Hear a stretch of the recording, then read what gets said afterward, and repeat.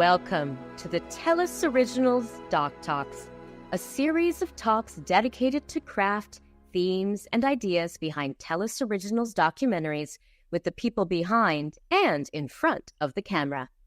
I'm your host, Sabrina Rani Furminger, and for this episode, we'll be talking to Oliv Howe, the luminous subject of Dave Roden-Short's documentary, Empress of Vancouver. Empress of Vancouver is a cinematic and intimate collision of drag, queer history, and performance art, a musical and genre-bending, irreverent documentary that follows trans icon Oliv Howe as she prepares for the 40th anniversary of her coronation. The documentary is as startling and creative as the Empress herself, and is interwoven with key moments from Vancouver's queer history, from the very first gay unity parade in 1981 and the beginning of the AIDS crisis in 1982 and the decade before and after. Empress of Vancouver has garnered extensive acclaim and was featured prominently in various international film festivals, including London's BFI Flair, Inside Out Film and Video Festival, and the Lunenburg Doc Fest. So that's the documentary. But what about the Empress of Vancouver, the person? What does the bio of an empress look like? Well, Oliv grew up on a farm, learned to sew, and escaped. She met other outcasts while working in hair, makeup, and other stage work. She moved to Vancouver in 1976, performed in clubs and worked in hair shops. In 1977, in the Cave Supper Club, she performed Swan Lake as a mustache ballerina.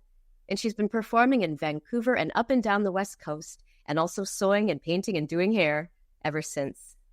In the year of our pandemic, 2020, she met director Dave Roden-Short, who pitched his idea for a history of Vancouver as seen through Oliv's experience. And the result is the entertaining, dazzling, and deeply moving documentary that has brought us here today. And so, for this very special episode, our first with an Empress, we'll get to know this change maker, activist, performer, seamstress, hairstylist, cat lover, creator, icon, artist, Empress, even better. Oliv Howe, welcome to TELUS Originals DocTalks.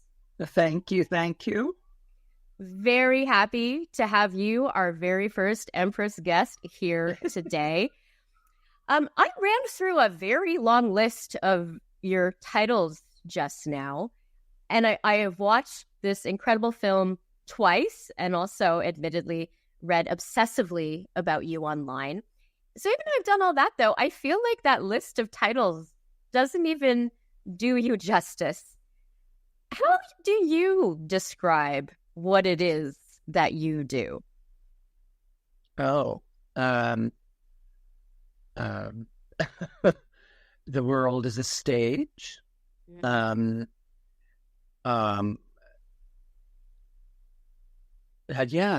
been my sort of salvation credo pretty much from the very beginning, is the world's a stage. Put on a show, do something. And that seems to have worked for me. I don't like bullies. I don't like people, disadvantaged people I don't like being around when they're being bullied or marginalized. So I've always stood up against that. Yeah. Even though I'm a white person, I mean, with quite a bit of privilege, I still, never felt right to me. So But the world is a stage, and if I'm on stage and the house is full, everybody's got their ticket stub, I'm good. Fantastic. So in the film, we see footage and photos of you at various stages of your remarkable life, often on stage, including a lot from more than 40 years ago when you were in the running for and then coronated as Empress of Vancouver, or Empress 10. What do you think that Oliv from 42 years ago, when you were newly coronated as Empress 10, would think of Vancouver and the world today, specifically as it relates to queer people? Like, if we went back in time and we plucked you, out of the coronation and into 2024, what do you think your reaction would be? Honestly, yeah, it's all been a waste. I mean, I don't see there. I mean, there are some positive changes for some people. Yes, it's true. There have been some advances, but generally, I mean, we haven't accomplished as a society nearly. I mean, that we still have wars in the world. That's stupid. We shouldn't be doing. We should have learned long ago. Wars don't work. Disease. We spend so much money on things that are not helping the planet and not helping the animals that live on the planet, including humans. But generally, I don't know. I think I would be kind of depressed that there still was so much work to be done. Yeah. What do you think that Oliv from back then would think of? Like, let's say, okay, I'm doing a lot of science fiction, I guess, right now. So we plucked you out of the past. We brought you. You're in your apartment. You're like, wow, there's this art and there's a cat, and we give this Oliv from back then the rundown of everything that has happened in your life since then. What do you think she would think of the life that you have built for yourself and that you have lived? Oh, traitor. Sellout. I mean, again, it all comes down. I mean, there's still, again, so much work, so much inequality, so much inhumanity, a word that I like a lot, left. And, well, he was an idealist for sure. I'm less of an idealist now. I'm more of a realist, verging on surrealist. But I wonder why we do 2 steps forward and 10 steps back so often, and that is across the board. I'm talking, agriculture, farming, plants and animals that really aren't good for the environment, just so that somebody can make a profit. I mean, if we can't feed most of the people on the planet, but somehow there's food being thrown away. I mean, that's just one of the silliest, stupidest ideas that and I still think that, we would be, this is going to sound militant, I know, but we would probably be a lot better off if we just removed entirely the political class.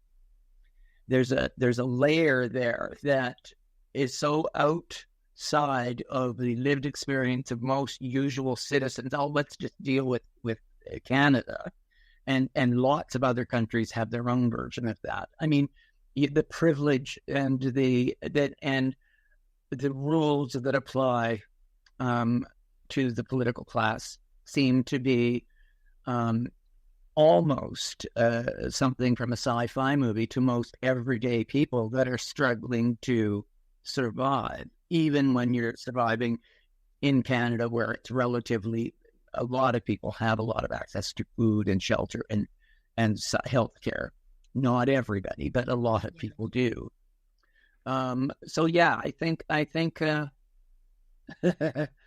know. I think we might still get. I might still get along with that guy from 1981.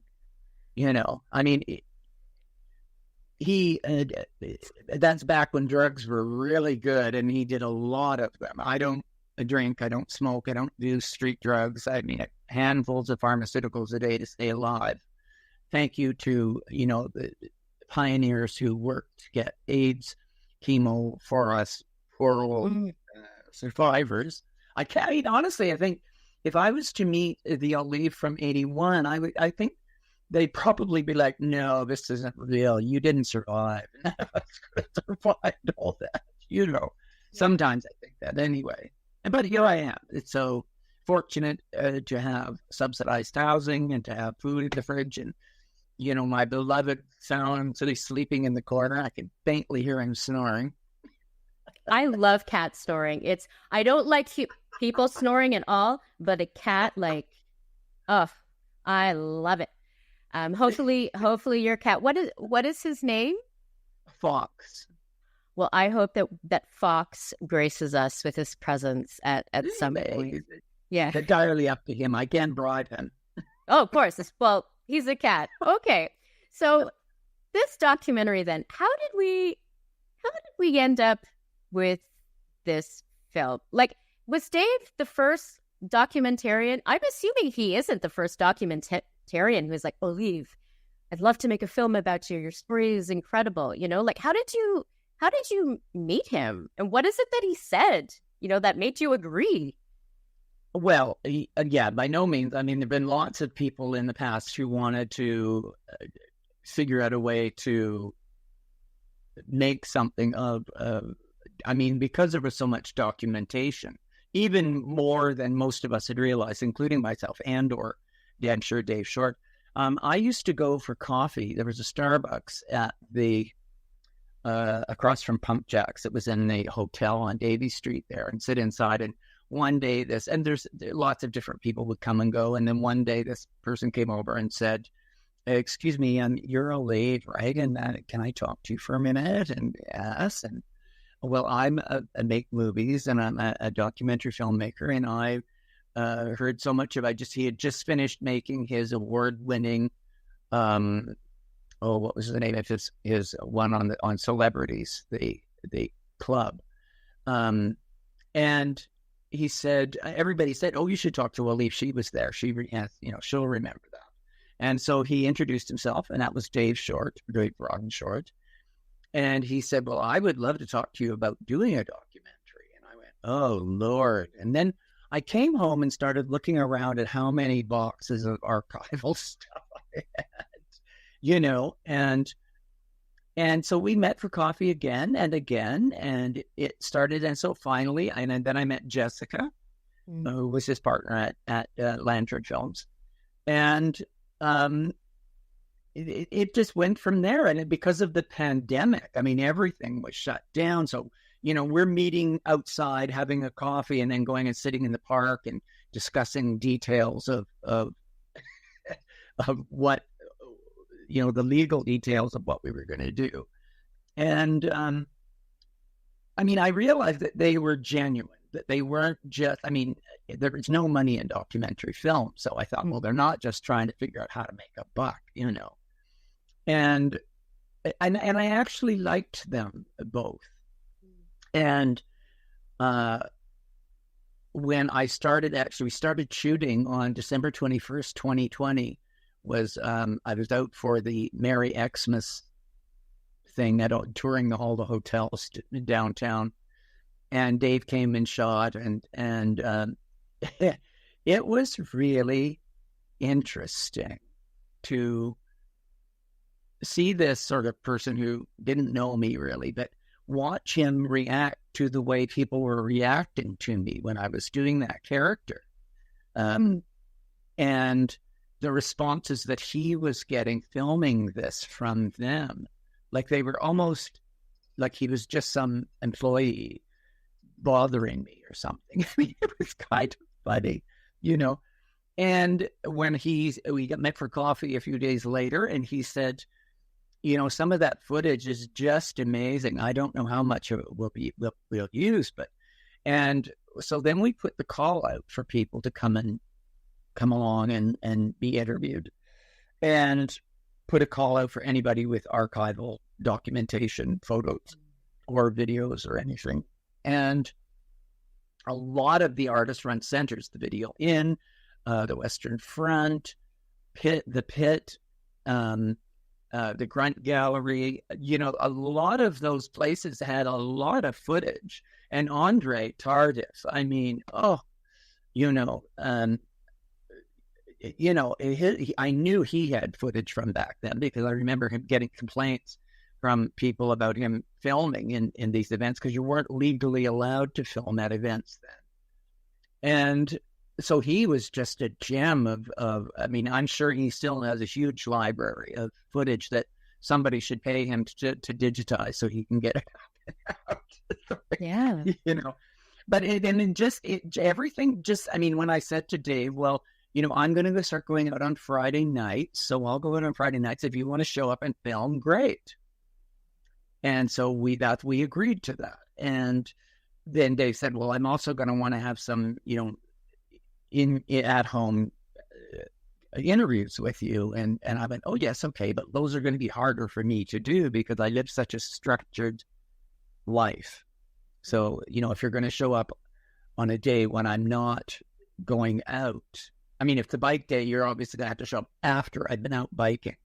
So and I'm cranky and need food and a nap kind of thing. So, it was really good. I really enjoyed working with him and his team, the people that showed up, that continued to show up. I mean, Chanel was a dream. Gerard, Veronica Lynn.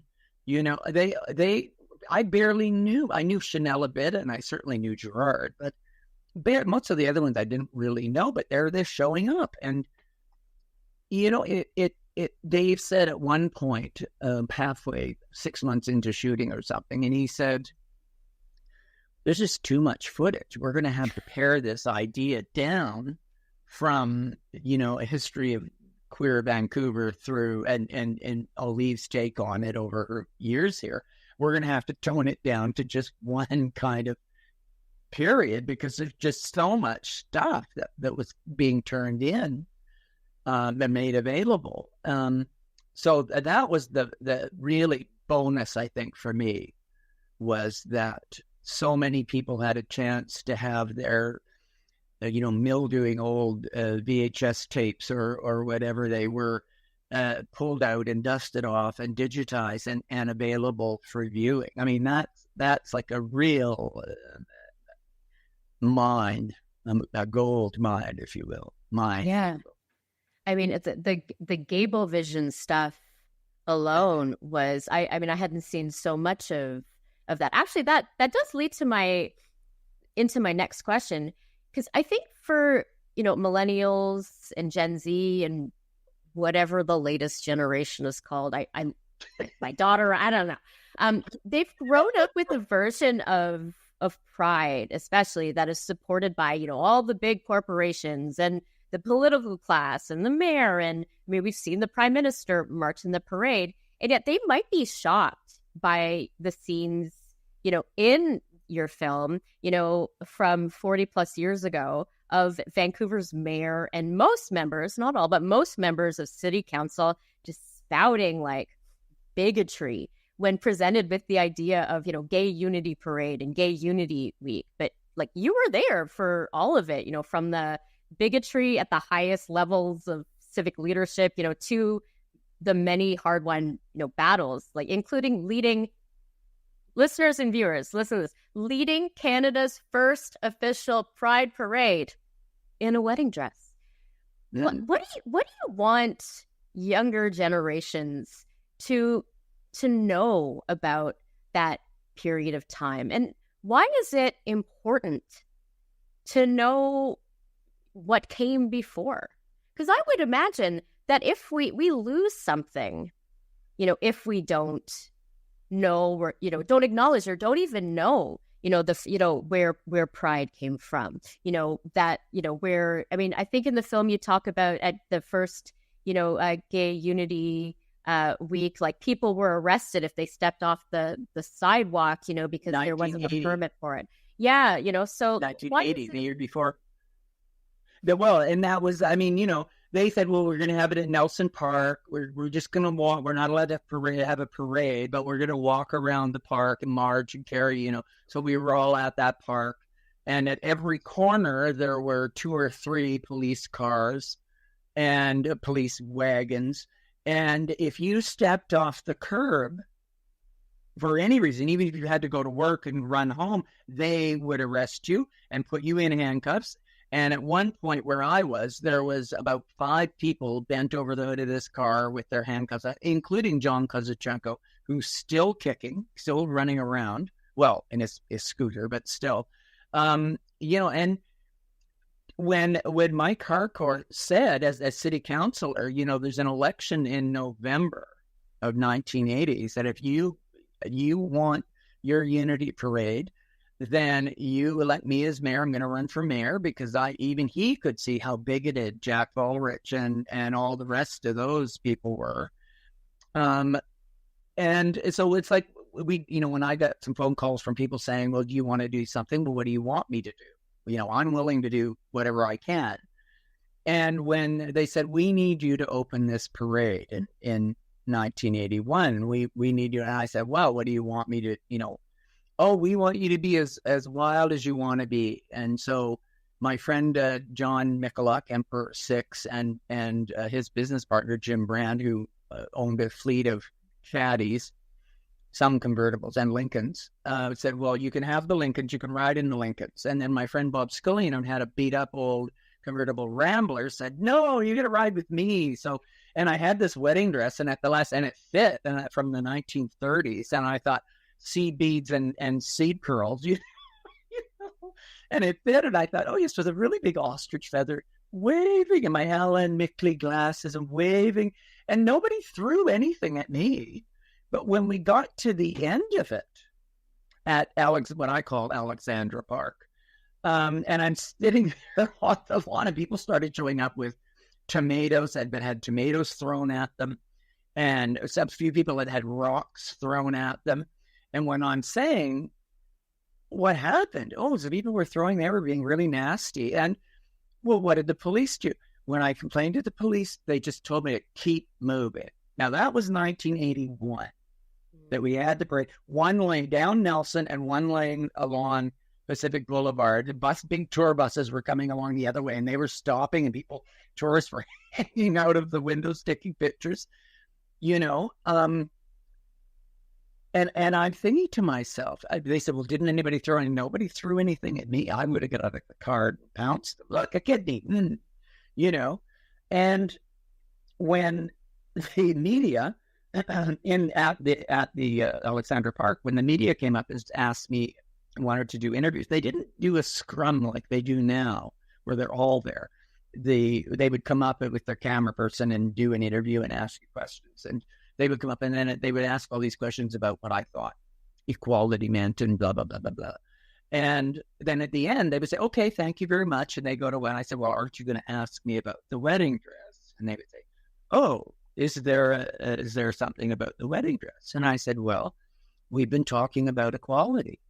If there are two homos in this country that want to marry each other, they should have the right to do so. And Orif was standing there, and my partner at the time, Paul, was standing there. And they said, oh, and is this your partner? Would you marry him? And I mean, we don't want them to make it mandatory. They were killing. And so then the next one comes up, and we go through the same thing. I mean, it was a real eye-opener, I think, even for the media. I mean, there were a lot of gay people and trans people working in media behind the scenes, obviously working in wardrobe or makeup or hair or tech stuff. And they couldn't believe the impact that parade and that interaction had on the people they work with, how it kind of opened their eyes to the fact that it wasn't acceptable for two men or two women to marry each other. So, I mean, not that I personally was, part of that group, but just, anyway, I mean, it was an interesting, I never wore that dress again. And I don't think you told that particular story in the documentary about the meaning of the wedding dress, correct?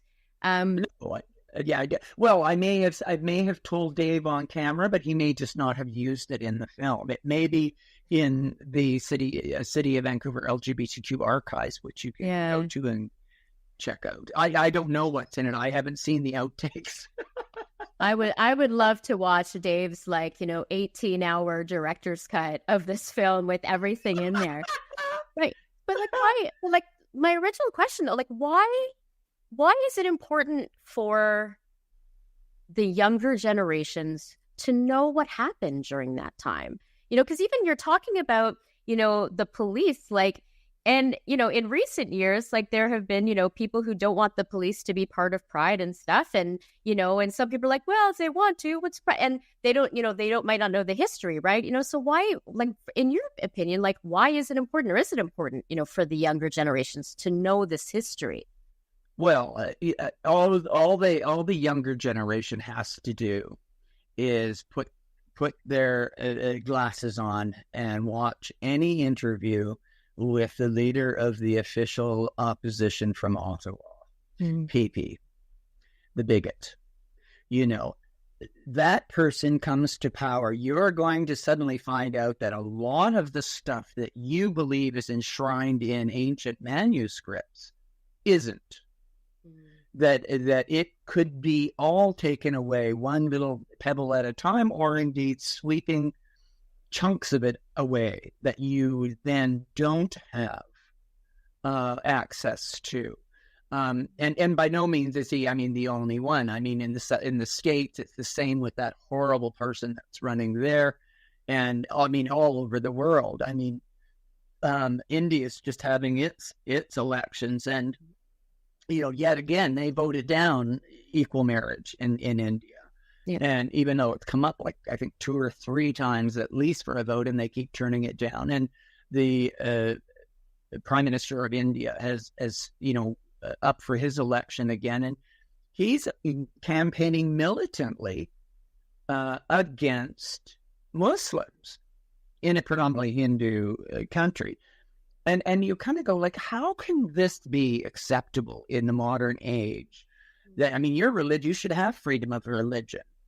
But how can it be that the leader of your country is using this prejudice, this bigotry, to win against another religious group? I don't understand that. I'm not a big fan of any religion, but certainly you would think that's not politics. That's just nasty politics. That's this shouldn't be, killing people because they're believe something else than you. Right. That's kind of extremist, fascist almost. Yeah. I don't know that Modi would appreciate being called a fascist. Oh. Hard to say, a lot of those like strongmen fascists, like they proudly wear the title, so some things have changed. Some things have improved in the decades since your coronation. But is it, like, I don't know if it's bad or not to say, but like watching that period when you were campaigning to be Empress looks like so much more fun than it is now. Like, I don't know. I was like, I would love to go. That looks so fun. Everybody says we're no fun city. That looks fun. What do you remember most about, that time of campaigning, and going out all the time and doing that work, the work of partying, and meeting people? Like, what memories come to mind, when you think about that, or when you were going through the archives, and providing the archival material to Dave for this film? Well, I can go. I'm going to back up because, in 1981 there were no civil servants in the Unity Parade, and Jim Diva and Barb Snellgrove and a bunch of other local queer activists insisted that, well, with Mike Harcourt's help, that there should be an advisory committee struck to advise on moving things forward so that it wasn't as abusive. And one of those things, after 14 years after that, there were 4 uniformed police officers in the parade. And they got roundly booed for the whole process. And people were throwing things, although not hitting them, because they were just like, they were police after all. And so 1981, 1976, 77, right through, what is my biggest memory of the fun and joy of going out and doing this thing is being handcuffed and over the hood of the car on Davie Street repeatedly on a Friday or Saturday night, while the police stood around laughing, and the streamloads of cars are going, they pull your dress up and your pants down so your ass is exposed with your handcuffs, and you're not alone. There's lots of other outsider types. So that if you were normal, if you were homonormative, they probably wouldn't do that to you. But the minute you were other, the minute you were trans or drag or flamboyant or affected in any way, that's it. That was their go-to for just saying, oh, you want to draw attention? Let's help you draw attention to yourself. And they used the word faggot freely. And people could come by or go around the block and get a camera out and take pictures of you with your bare ass exposed over the hood of that cop with the cops laughing. That happened a lot. 14 years later, when they had the first cops in the parade who were booed, that wasn't happening as much. It might have been happening away from the city center a little bit, but it wasn't happening on Davie Street outside the gay bars. And as we went on, it happened less and less. And then you look up one day and realize, oh my Lord, there are like half dozen queer police officers in this parade. But when I used to march in the parade carrying the flags at the opening, and there's like half a dozen queer, gay, lesbian, trans, all the other stuff. A police officers, Dave, they didn't have their guns. They just had their uniforms. Yeah, I mean, we don't need the tanks. We don't need the... And then I kind of thought, okay, now it took a dozen people 14 years to make that improve. The dialogue with the police. And I'm sure it wasn't an easy experience. You'd have to ask Barb Snellgrove about that. Jim, alas, is not here. But I mean, you know, everyone goes on about how much better it is now. And it is in a lot of ways. And there's still tons of homophobia, tons of violent anti-trans bigotry that I see regularly, not aimed so much at me as some other, you know, perhaps more intimidatable person on the street. And you have to step in and say, not in my neighborhood, ain't gonna happen, you know. And at least most of the time, if there happens to be a policeman somewhere near, they will step in and handcuff the perpetrator and put them in the car. Yeah. And now that is a huge change. I mean, while they may not be our staunchest allies, they do seem to understand the concept of do unto others. In other words, would you like this done to you or your loved one? Then don't do it to these people because they're wearing a dress or they're wearing a look you don't like, or they're goth or they're punk or they're, you know, there were a lot of punks, I mean, back then who got it as well, even though they weren't part of the queer LGBTQ blah, blah, blah thing. I mean, and as much as we celebrate our two-spirit Indigenous families, you still don't really hear a lot publicly from the survivors of that. There were a lot of my family that were killed or just disappeared, and then there's the ones who just couldn't take it anymore and killed themselves or overdosed. I mean, that still goes on because they're not the ones that look like the girl next door or the, you know, this or the that. I have a friend that lives on a reservation up the coast, an Indigenous friend, and when he's in town getting treatment for his medical stuff, and when I ran into him for the first time, and I said, oh, and where are you these days? And he said, oh, I'm living up on the reservation. I went, how's that? He goes, homophobic. Everybody's got this vision of the Indigenous cultures being so welcoming. And so, but the reality is a lot of them have been indoctrinated intensely and heavily with the same societal and religious ideologies that the rest of society has been. And so it has become a negative thing for them to celebrate. I mean, there's more celebration of Indigenous culture and within that, but there's not so much, you don't really see a lot of the overt two-spirit types participating. At least I don't think so. There's a few dancers that are amazing, but they kind of gain national recognition and then become celebrities. So, that's just a bit of a rant, wasn't it? I don't even know the question that I originally asked, but your answer, I was riveted. I love this conversation today. It will be one of my favorites. I know it. I want to talk about why you wanted, or why it was important for you to be Empress of Vancouver. What it meant to you, what it meant to the community for you to be Empress 10. I really didn't want to run. I mean, I'd had, Adrian Vanderbilt was like, oh, come on, Oliv, you got to run. You'll be fine. But she wanted me to run for Emperor. A lot of them wanted me to run for Emperor because I was so domineering and belligerent. And Ted North said, oh, Oliv, run, but don't run for Emperor. Run for Empress. It'll be much more fun. And so the day or the day before the deadline to put in your application, Kelly Smurl came into the Yokohama where I was working lunch, and he came up to me. I was holding trays of food, serving, putting it on the table. He came up and he said, hey, what are you doing? I said, and he took $100 bill and he put it in my T-shirt and he said, run for Empress. We'll have some fun. And that was it. Okay.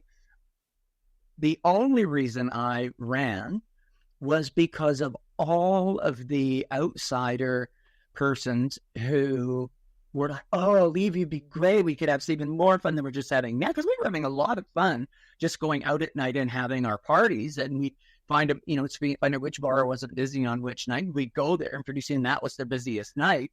And then you'd say, well, I'm not coming here if you don't let my photographer friends come in. Lincoln Clarks and Orff and James Lowen.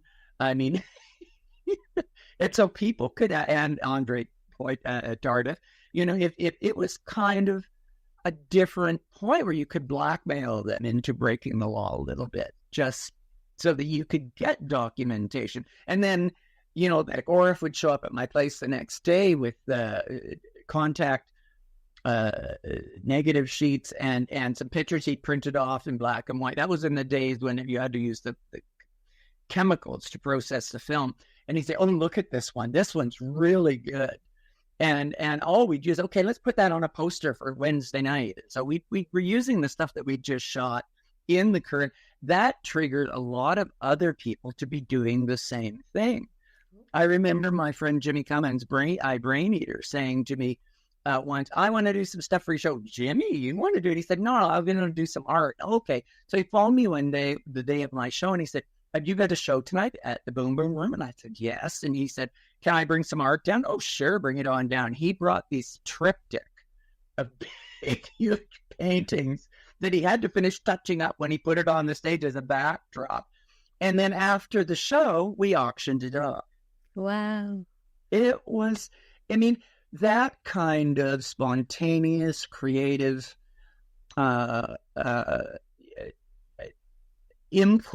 output was just, it certainly wasn't by any means just me. There were lots and lots of people moving to Vancouver, coming through Vancouver from somewhere else that were going, oh, I want to play, I want to do this. I don't want to do this other boring stuff. I want to, I don't want to line dance. I don't want to bowl.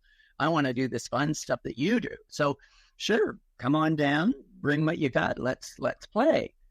And the bar owners knew, wow, this stuff really packs them in. Let's do this. So more people, outsider, creative, punk, queers, got their own shows or their own nights at a venue because of that. And that really made a difference in a lot of people's lives, where then they would go to something and go, hey, I like this. This isn't like the other evenings I've been to. Hey, how come these people, I like these people. These people are weird, or they're weird, but they're my kind of weird, Love it. And that happened a lot. Mariah Lenoir, Empress 15 and 20. She came to me long before, and she said, well, I want to do your show. I said, oh, sure. What do you do? And she said, well, I do drag. Oh, okay. Why aren't you in any of the other shows? They won't let me in their show. because she was young and talented. And when she painted and put on the red, she was pretty. And they felt threatened. And I'm like, you're in my show. You're making my show look better. And not about making me look better. It's about making the audience go, wow, that was Billie Jean. The same thing. Billie Jean would get up and plunk out a tune wearing a weird outfit, and people would throw money at the stage at her. I mean, that was almost unheard of. Well, Eleanor at the Boom Boom Room, or at BJ's, she would, once a month, she would come out and do the Salvation Army song, and people would throw all the change in their pocket at her. And everyone laughed that she was, because she started taking her own broom and dustpan and sweeping up all the change. And they're laughing, and I'm looking at, what are you laughing at? Well, look at her sweeping out the change. That queen is making $500 tips in one number. That's not so funny when you think about it. Like, because nobody else was making that kind of money. They were throwing handles, trying to hit this drag queen on stage with their handfuls of change. That idea, well, I mean, Rusty Ryan did it as well. He was from Toronto, from the oh dear. I mean, there were some amazing people. We've lost them. Most of their stories aren't going to be told because there weren't there were a few that did manage to get their stories sort of documented. Christopher Peterson is still, managing to get his career covered. But there were some of the old ones that were just from the olden days that were like absolutely so original that you would just be standing there absolutely heartfelt applauding because this was like so entertaining, and it cost you 99 cents at the door to get in. And the 99 cents went to pay the queens, Yeah. That was good.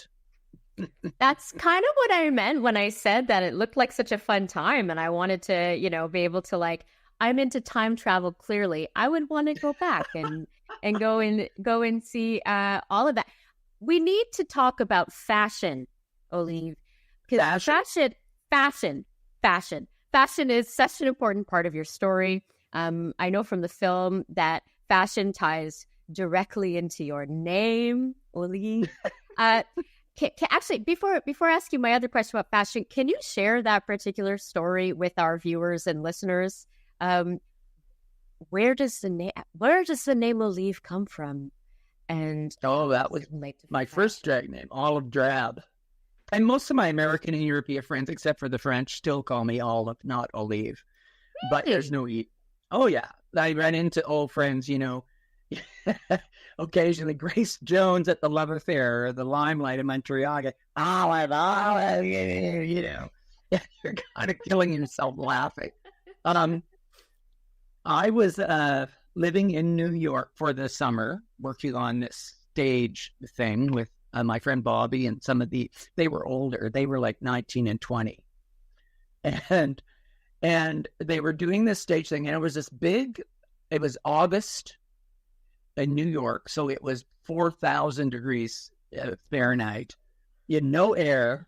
All the fun people had moved out of the city for the 4 weeks or 6 weeks. And so we're working there to do this, and that this big thing that they were doing in Harlem or one of the clubs. And these were all, 6 foot tall plus black men.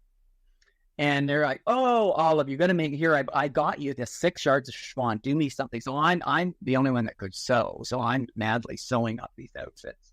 And they're pinning like 2 and 3 wigs together. So their wigs are like this, and by the time they finished, they were scraping 8 feet, And so I met them at this bar. I can't remember the name. It was in a hotel, but it was in the basement. You go in a side door. And it's a landing, and then there was a stair goes down, and another landing and a stair, and then the bar was along there, and you're looking over this bar way down here, all these people, and at the back was another sort of VIP area. It wasn't Max's, but it was like Max's, and that it had that back area. And so they said, you got to come with us. Now I was a little white kid, and and way outside the legal anything for being in New York or the United States or any of it. And so I went home and they said, you got to come. So on my way home, I stopped at an Army and Navy surplus store. There used to be a lot of them there. And I said to the guy, you got any of those big, coats?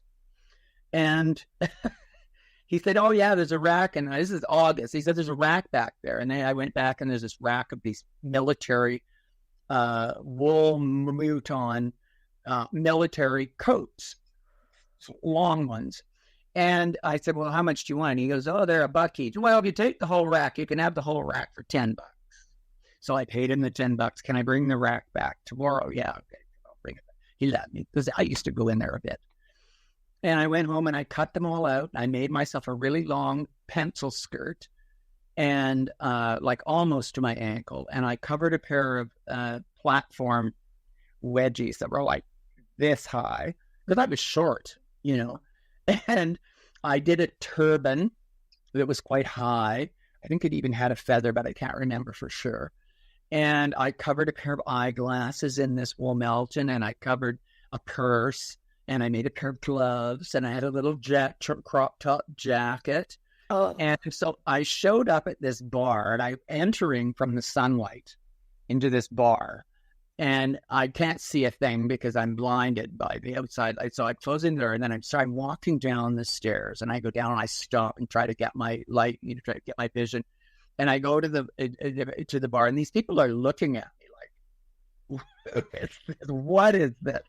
And I go towards the back of my friend Bobby, who was like, huge hair and 7 feet tall, and this, billowing 6 yards of chiffon that I'd made him. And he comes out and he said, oh, come here, look at it. No, if it isn't Miss Olive Drab. And I was head to toe in Olive Drab. That became I loved that. I mean, it felt right, Olive Drab. And then my friend Poppy in San Francisco in 1970, he said, oh, you can't be drab anymore. You got to start wearing more colors. So it became olive pink. Oh. And after that, there were other characters. I love it. And I love, in the film, we get to see you creating, we get to a peek of you in all sorts of different looks. I think we see you in Dressot at one point. When you are creating a look, a fashion, what is your process? Like, do you begin with the fabric and it divines something for you, or do you have an idea, in your mind of on what it's for? Okay. So is it daytimey? Is it? I mean, if it's winter time, then you're going to want something that's going to keep you warm. If it's summertime, it can be as flimsy as possible. And are you going to wear this repeatedly as something that you add to your wardrobe, or is this going to be something you wear once or twice and then, donate it to somebody? And usually for me, I mean, I literally just pull out my glasses, my tape measure, a big pair of scissors, and look at something and go, you know what, this would look really good at. This would look really good at. And I literally cut. I measure and mark and cut and then sit and sew and go, oh, yes, this is working, And then other people go, oh, I don't really like that. That's not my favorite. I don't care. Mm-hmm. That's the big thing. You've got to be confident in what you're producing when you're dealing, especially with fashion. I mean, Lord forbid that somebody would think you were just copying or following somebody, I mean, that in my day, in my youth, that was something that none of the designers ever wanted to be accused of plagiarism, even though they all did it thoroughly and profusely. Not so much Kansai. I mean, Mr. Yamamoto, he was brilliant. I liked him a lot. He was so funny, and his designs were just radical for that period. I mean, unlike some of the other Japanese designers, he was using bright colors, and they were all using black and grays, and he's using splashy, big, bright colors. And you're showing up at a dance wearing a huge baggy pants and a big baggy, all in different colors. And, and people were going, what are you wearing? Oh, this is the new season from Kanzai Yamamoto. I just finished a show in New York and he gave me samples.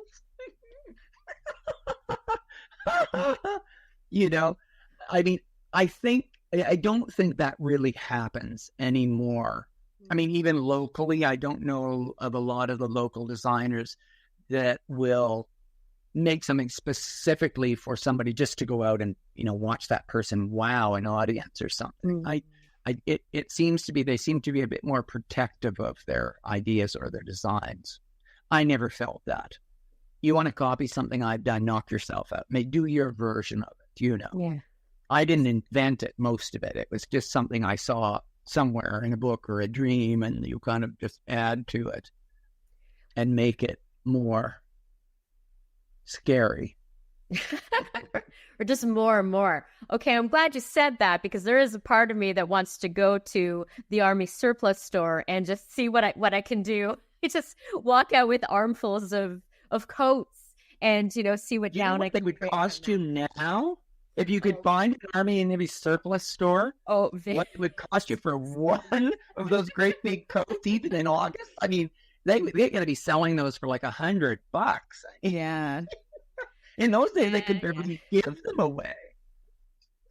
Okay, well, then that's a job for my time machine then.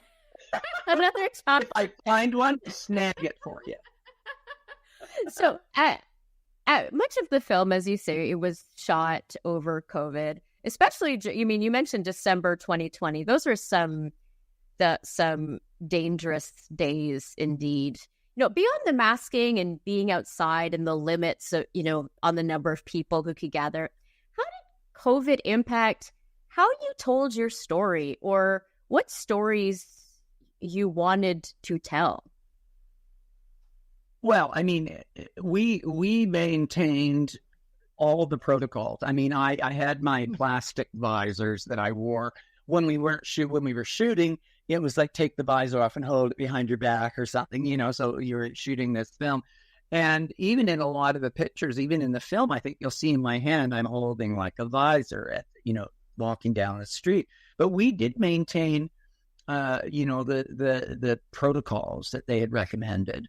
I wasn't hanging out with a whole bunch of different people. I mean, I was hanging out with the same people. Yeah. And your bubble, the people in your bubble, right? Well, that's the term we use. Yes, and we got very comfortable. I mean, we weren't, particularly sharing drinks or any of that kind of stuff, but we got pretty comfortable, a bit relaxing, and we would, when we finally could go to a coffee shop and sit down, most of the time we sat outside. Mm-hmm. So you're outside anyway. And the good part too is that I'm quite tall, so that a lot of people that would try to talk to you when you were doing that are quite short. And so if they're getting droplets anywhere near you, they're kind of falling down as opposed to rising. Oh, okay. Not that I'm paranoid or anything, but Well, but there was a time it was dangerous, before the vaccinations, but I couldn't help but you think though, there are moments in the film where you are talking about, the early days of the AIDS crisis, and when it was, it was still gay cancer and, GRID and all these other things. And, and so you're reflecting on that time when you are in 2020, in another time where we didn't know what was going to happen or how long it was going to last. Was there anything about telling your story, in 2020, in the pandemic, that it kind of, I don't know, put things in a different perspective for you, or just made you be like, wow, I'm seeing a lot of parallels between, then and now? Or was there anything like that at all with the COVID? Well, there were a lot of us who were saying, well, we've lived through this for 40 years or 30 years, And a lot of people were going, yeah, we're used to isolating. We're used to not touching. You know, people didn't, if you touch somebody back then and they knew you had HIV, I mean, they literally could become quite violent and angry at you. How dare you? I don't want your disease, your filthy disease, you know. I mean, that happened a lot. And you just kind of go like, I wouldn't give you my disease. You're not worth my disease. You develop the sarcastic backhand about it. And the same, I mean, if there weren't so many people I knew that died of COVID during COVID and even up till recently, you know, there were a lot of people who were still doing stupid things that they knew they shouldn't be doing, but they were doing them. And you know, that was the same parallel, same exact parallel with the AIDS, early AIDS stuff. Well, I'm gay, so I'm gonna get it anyway. Who cares? I might as well get it and get it over with. And I think that attitude showed itself again in 2020 and 2021 when people were talking about not getting the vaccination. And you're kind of going, you're going to go, what, live in the forest? You're going to move under a rock and live in a cave? And, you know, and they were like, well, no, I don't have to. Well, why wouldn't you get vaccinated? And they're going, well, I don't know what this vaccine is. Well, the one of them is based on an AIDS drug that I still take. You know, ritonavir. So, I mean, I'm kind of going, yeah, I go, okay. So I asked my doctor, do you think I'm even got more of an advantage against, you know, contracting COVID because I've been on ritonavir and avirapine for so long that, and they work. And she wasn't sure. She's not a specialist that way, so she didn't know. But generally, you know, you kind of think, well, I got my first polio vaccine in like 67 or 68. No one asked. They just marched us all down to the gymnasium and lined us up and gave us all a shot for polio, you know. And in what was the one, monkeypox? What is that one? Was that the same thing? No, smallpox. Smallpox was, I think, 68 or 69 that they gave us that, and that became the ground thing again, protecting against Mpox. Now, I had my first shot in 69 or 59, and they were going, what? I mean, I think, yeah, you know, the scientists say that vaccinations work and they save lives. Okay. Not being a renowned, you know, Nobel Prize winning scientist yet. Yet. Yeah. Never going to do anything. Absolutely. And you know, I do tell people when I was teaching, I would say to my students often, you know, question everything. Question everyone and everything. Trust no one, question everything. If you think this sounds a little too perfect, really question it.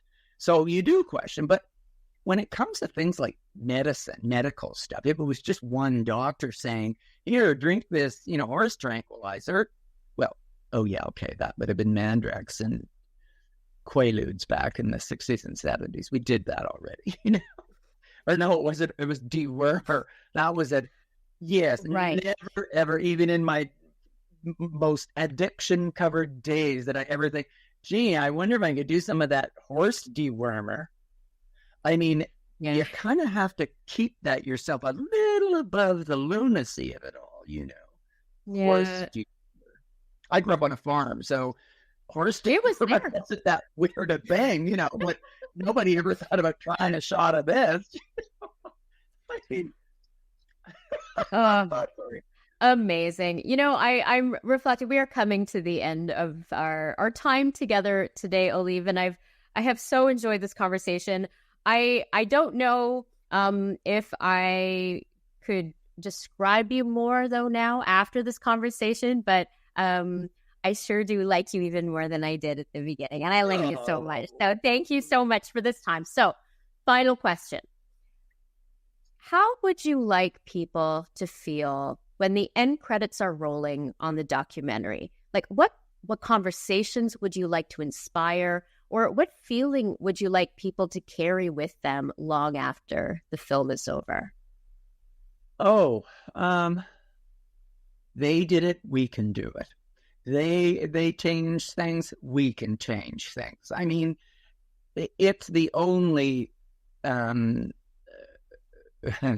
a memo on social media like that. I have to be careful. I mean, a small group of really angry people can change things. It's the only group that ever has. That's true. If you get enough people aligned in an idea about how to move things forward, you might have a shot at it, depending on how much corporate money is involved in not letting things change. Not that I'm against corporations at all. I'm all in favor of making $1 million. But if you have to destroy another life or the environment to do that, then absolutely not. You need to be, the better mousetrap. Literally, the metaphor, I think, used to be you got to build the better mousetrap. And then they came up with that sticky stuff, and you just kind of cringe. I don't know. I think a quick little thing slapping you to death is better than your feet get stuck, and then your face gets stuck, and then they're squealing under the counter while takes you 12 hours to die. I mean, who does that? That's icky. Can't do that anyway. That's the thing. I have Fox, so I don't need to worry about them. He takes care of that. You do. You have a cat named Fox, and I honestly, I love that is one of the last things you were saying in this episode of Doc Talks. Thank you so much, Oliv Howe. And thank you for listening to and watching the TELUS Originals Doc Talks, and to our guest, Oliv Howe. Watch TELUS Originals documentaries at TELUS Optik TV Channel 8 and watch.telusoriginals.com, and follow us at TELUS Originals on Instagram. Doc Talks are a production of TELUS Originals. This episode was produced by Sharon Bradley with technical support by Matt Waterworth. Ken Soy is the production executive for TELUS Originals Doc Talks. Doc Talks are produced on the traditional and unceded territory of the Musqueam, Squamish, and Tsleil-Waututh nations. The viewpoints expressed in this podcast do not necessarily reflect those of TELUS.